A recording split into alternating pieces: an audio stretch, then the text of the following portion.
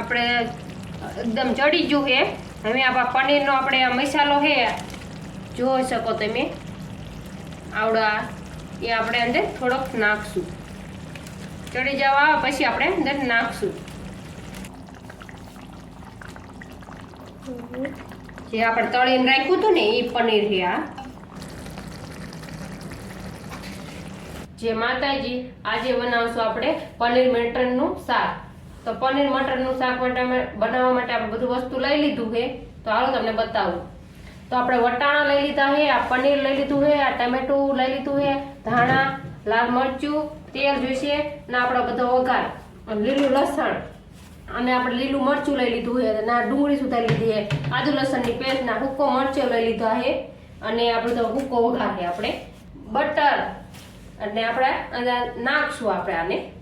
તો હાલો આપણે અમે તેલ ગરમ કરવા મૂકી દઈએ, આગળ વિડીયોમાં દેખાડું। અહીં આપણે બટર નાખી દઈશું।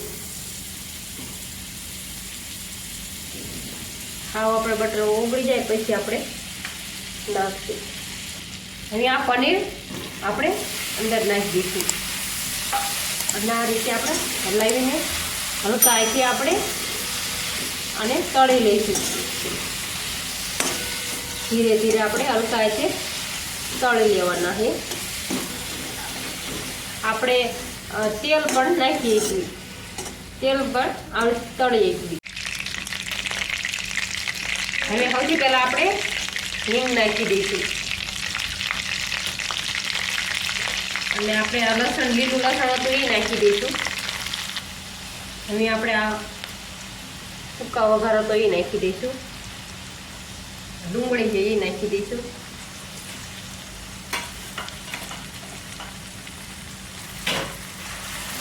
આ રીતે હલાવી લઈશું। આપણે જે મરચાં હતું આપણે એક એ પણ નાખી દઈશું।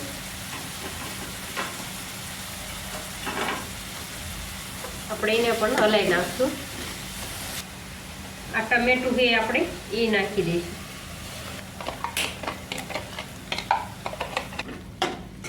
આ રીતે આપણે હલાવી નાખવાનું। સેજ આપણે ગેસ વધાર્યો છે। આપણે આદુ લસણની આ પેસ્ટ એ નાખી દઈશું અંદર।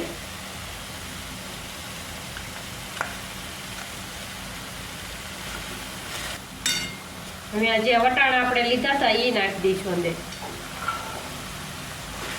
આપણે આને પણ મિક્સ કરી દઈશું। હવે હળદર ને એવું નાખી દઈશું।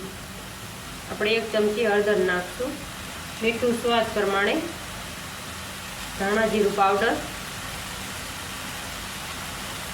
આપણે મિક્સ કરી દઈશું આનેથી। આપણે લાલ મરચું પણ નાખી દઈશું, બસ સહેજ પાણી નાખશું આપણે અંદર। જેવું તીખું ખાતા હોય પ્રમાણે લાલ મરચું નાખવાનું। આપણે એને મિક્સ કરી દઈશું।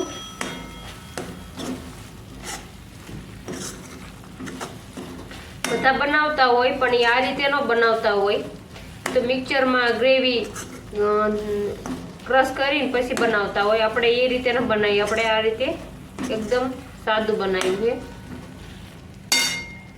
સેજ આપણે ગરમ મસાલો પણ નાખી દઈશું। હવે આપણે પાણી નાખી દઈશું। થોડીક વાર ચડવા દઈશું। આપણે ફૂલ ગેસ કરી નાખશું આપણે, થોડીક વાર ચડવા દઈશું।